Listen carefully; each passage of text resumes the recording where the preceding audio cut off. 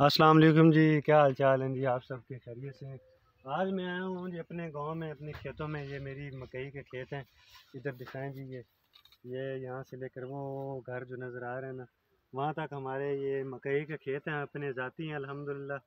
تو ان کی کٹائی کے لیے میں آج صبح ہی اسلام آباد سے بہاڑی پہنچا ہوں، تو کل ہم انشاءاللہ شروع کریں گے اس کو۔ تو آپ کو اس کی میں چھلی دکھاتا ہوں۔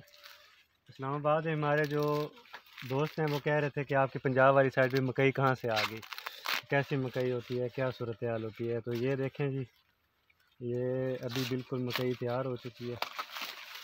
یہ دیکھیں جی ماشاءاللہ، یہ میں نے امپرائر سیڈ کا بیج لگایا تھا 824 EP 824، اور الحمدللہ بہت ہی زبردست اس کی چھلی ہے۔